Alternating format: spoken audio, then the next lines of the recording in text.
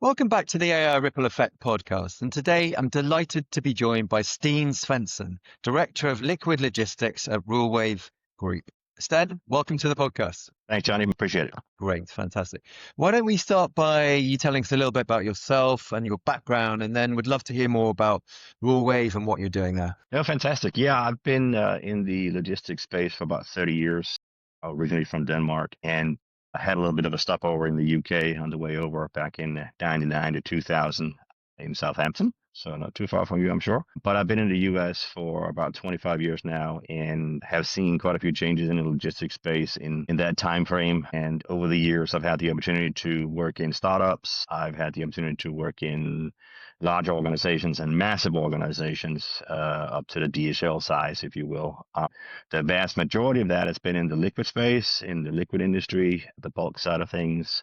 But I've certainly also had, quite a bit of experience on general freight forwarding, vessel charter, air charter, and so on and so forth. As mentioned, out of the 30 years in the industry, 25 of them in the US. Fantastic. Well, you're the perfect guest for our podcast today, Steen. We like to kick things off by getting a kind of bit of a temperature check on what you're seeing as the main kind of current themes out there in the logistics space and supply chain space more broadly. What sort of two or three? Yeah, maybe just two or three. What are you seeing out there most prevalent at the moment? Yeah, I mean, it's certainly challenging right now, I would say, very much depending upon what markets you service. I think anyone that is involved in imports are really struggling at the moment, figuring out what is going on in terms of the tariffs. B, what are people doing in terms of their inventories, future forecasts? I mean, even short term between now and the end of the year, but most certainly also into 2026. I think for the most part, everyone has written off 2025 as it is. It is what it is, essentially.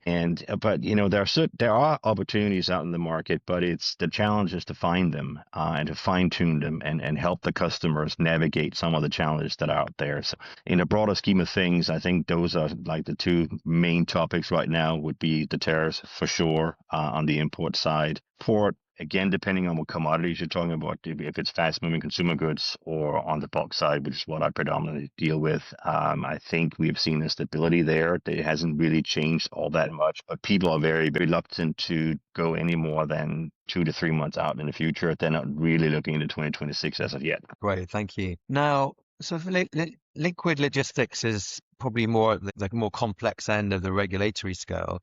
What are the challenges when it comes to compliance that you're seeing right now, and how do you see opportunities to work smarter around that? Yeah, for sure. Certain countries are on the no-no list.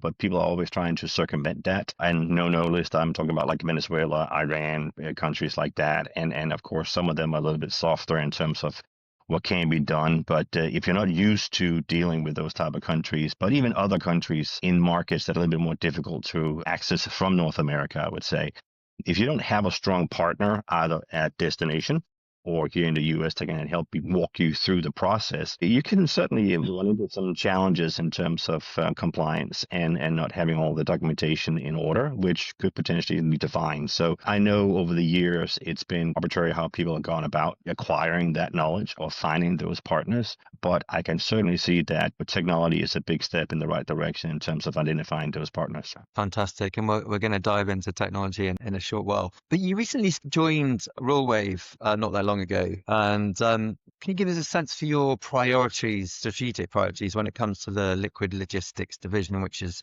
what you're sort of taking charge of in the sort of next 12 months? Yeah, it's a new division within Rulewave. Rulewave has been around since the early 80s and predominantly in the oil and gas industry. So for the service providers, the Schlumbergers, the Bakers, the Halliburtons of that nature. And it's a global company with facilities here in North America, but it's a Dutch company originally. So we're in Kazakhstan, Azerbaijan, Malaysia, Singapore, China, Turkey, and Dubai. So it's typically the oil belt, if you will. Bringing myself on board is kind of to expand on that, to add another, let's say, product to the portfolio, but certainly also to the customers to give them the capability to have a one-stop shop, if you will. So the goal within the next 12 months is to establish a foothold in North America. I mean, it is a competitive market as it is. It has been a little bit commoditized over the years. It used to be very much a niche market, and it still is to a degree. It is specialized. Even the ocean carriers are considering it specialized and have separate contracts for bulk versus general cargo. And by bulk, I should, preface this by saying it's either in flexi tanks, ISO tanks, drums, and totes. We don't typically deal with vessels that chartering just yet, but who knows? Maybe in the future that's something that can come to the table. And then also once we have proof of concept here in North America, is to bring it out to the world, if you will. Okay, fantastic. So onto the subject of AI. I know we touched on this a little earlier.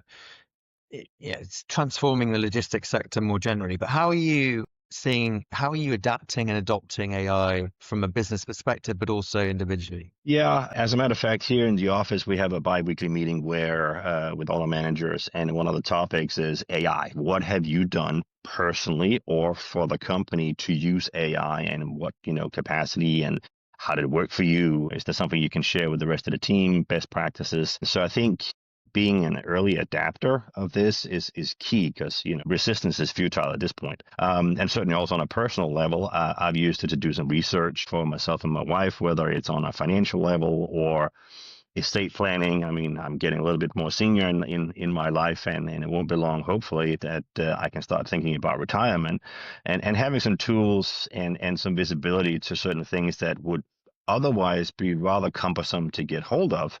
It's actually quite convenient, I have to say, and maybe a little bit too convenient. But you also have to be a little bit careful about where you get the information from, and maybe try a few, let's say ChatGPT and Gemini and Copilot, just to cross-reference some of the information that's available out there. But so that's on a personal level. Professionally, we're beginning to see it from the ocean carriers and some of the air carriers, where when you communicate either via chat, it's clearly an AI you're talking to. That's for the most part fine, and you are getting most of what you need. But I think we're still in the infancy of this. But I mean, it's moving so quickly that it's not another decade before things going to be ironed out. We're talking maybe years, if not months. Absolutely, couldn't agree more. And where do you think AI will have the most transformative impact within the business, do you think, in the next coming years? Yeah, visibility tools for sure, where it's instead of having to go on multiple websites to get a sailing schedule from various ocean carriers, you can get it from one place. I mean, you just put it into ChatGPT or equivalent, and it'll spit out a list very quickly. Or you don't even have to do it by going to ChatGPT, and maybe integrate it into other types of systems, whether it's Copilot with M&S, and so on and so forth. So I think that's going to be a big step. Maybe also on the pricing side, the way people do tenders, good things, bad things about that. You lose a little bit about the personal touch, which is still key in this industry. It could be very transactional. So I think larger corporations is definitely going to adapt that very quickly. Medium-sized to smaller-sized organizations may be different, simply because of the fact that the human aspect is still important to some people, and I hope that will continue to be the case. And I think on the back office side of things, whether it's the invoicing, the documentation, customs, and so on and so forth, I think that's going to be automated very quickly, whereby you're going to see some, again, thinking outside the box, maybe not, that certain systems will be integrated much more easily than in the past, where you had to have EDI and it was very cumbersome to get set up with other companies, where that I can see is going to be very seamless in the future.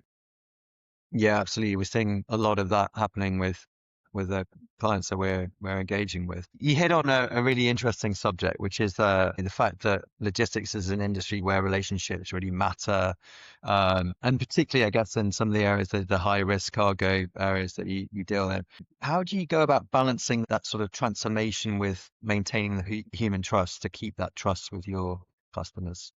Good old fashioned pounding the pavement, basically going out and seeing the customers face to face, either at conferences. I'm about to leave for one here on Friday, and it's basically you have speed dating. You have 20 meetings over 2 days with customers that if you had to go visit them individually, would be very time consuming and expensive. And I'm seeing that these conferences are coming back since COVID. People are really interested in meeting people face to face. A, to develop some relationships or reconnect, but also B, to hear what goes on out of the market, because you may be very siloed in what you do in your company or in your industry, but it's always good to hear what goes on elsewhere. And in the same case, if you do want to go out and meet customers individually in their offices and so on and so forth, people are more inclined to receive you now than they perhaps were not that long ago, because I think with all the automation, with all the systems that are to our disposal, people still crave the human element, thankfully. Excellent. I see that you sit on the board of the Danish American Chamber of Commerce, and how does that give you sort of inform your perspective on that cross-border trade side of things, the ever-evolving regulatory landscape? Yeah, it's certainly a challenge right now. I would say, having been witnessing the massive investments in renewable energy, biofuels, biogas, ammonia gas, and so on and so forth over the last several years, and certainly here in the Gulf of, I'm going to be careful what I say, whether it's Mexico or America. For the sake of order, let's say Gulf of America, because I guess that's the official term now. There's been a massive amount of investment in that, whether that's for SAF, which is for the air fuel, but also for ocean-going vessels. I don't see those investments going away just overnight. Wind, solar, there's a massive solar plants and wind farms in Texas. I think people will be surprised to know how many there are. And simply because of the fact that with all the AI and all the data centers and so on and so forth, there's going to be a huge amount of energy that's going to be needed to run that in the future or near future. And simply coal and fossil fuels will not do it alone. So whether you like it or love it or hate it, it's here to stay. So what I'm saying is that there's a lot of Danish companies that have invested in that have been going quite far in terms of investments and technology and innovation that have come to the U.S. to try and get a foothold and get started and establish relationships. It is certainly challenging. We've had the Danish ambassador to the U.S. in town a few times, and other ministers from various segments visiting with various delegations, and they're a little concerned but cautiously optimistic that things will quiet down, but it is anybody's guess right now, to be quite honest. In the context of that kind of very complex and fast changing environment and the sort of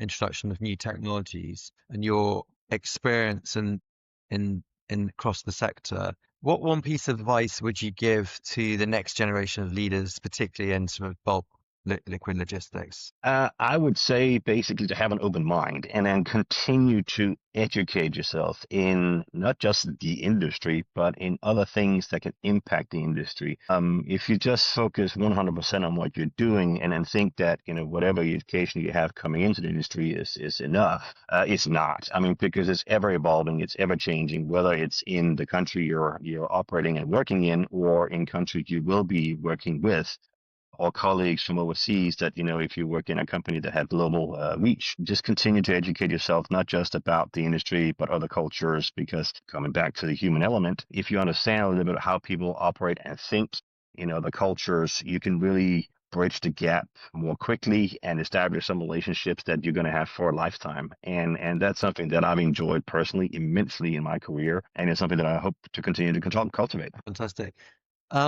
If with the benefit of hindsight, if you had a time machine, you could go back 12 months, what would you do differently, Steen? Well, that's a loaded question. No, I've changed job, if you will, in that time frame twice. Unfortunately, one was we tried to start a new division for a company that just wasn't ready for it at the time, and quite honestly, also because of the tariffs, was a massive impact on that organization where their core business was suffering quite a bit. Can't fault them for making that decision. But having said that, I'm not going to sit and say that I'm sorry for having left my previous from a year ago position. In fact, I think this was a right move for me. I don't like to be stagnant because you can become complacent. And in this day and age, in any industry for that matter, if that's what you think, you can just sit back and coast. No, you have to continue to evolve and continue to educate yourself. So going back, I probably wouldn't change much. I probably would have been a little bit more on the forefront in terms of the tariffs and what impact they would actually have. I'm not going to toot my own horn, but I saw it coming, not to the extent. Let me just be clear, not to the extent that we're seeing, but I did see that this could be an impact to some industries, probably more surprised than most that the massive impact it has had. But I wish that maybe I had educated customers a little bit more about that and given them an opportunity to put some things in place to help them navigate that and maybe circumvent some of the troubles they've had. Very sage advice. We come to the last question, Steen, which is inevitably about AI. So on a scale of 1 to 10, where 1 is not at all, no confidence, and 10 is total confidence, how confident are you that AI will create a measurable value for your business in the next 12 months, but also then in the next sort of 5 years? Going back to what I said earlier, still we're a little bit in the infancy of this, and there's still a little bit of trial and error. I think of course, there's massive investments going into AI at the moment. So I think, let's say a 5 for the next 12 months, but just very rapidly thereafter, I think we're going to go up to an 8 or if not a 10, because I believe it's going to have a much bigger impact than what people really believe. Steen, many thanks. That's been a great conversation with loads of great insights for our audience. If the folks out there want to get in touch with you, where should they go? What's the best place to go? Website, socials, etc. LinkedIn, by far the easiest way to get hold of me. I have my email addresses up there as well as my cell phone number, mobile number, so people are more than welcome to reach out. I'm always happy to connect. And even if we're not necessarily in the same industry, if you have questions, if you want to think about establishing a foothold in the U.S., maybe you want to have partners in the U.S. I mean, again, I've been here for quite a while, so I'm happy to share my knowledge. I'm always, wanting to pay it forward. I'm always about establishing relationship with people that can maybe help me in the future if I can help them now. So by all means, reach out. I will be happy to help. Fantastic. We'll make sure to put all of those links in the description after the podcast. So thanks very much again, Steen. It's been great having you on, and thanks for everyone for joining today. And we'll see you on the next edition of the AI Ripple Effect. Thank you. Thank you.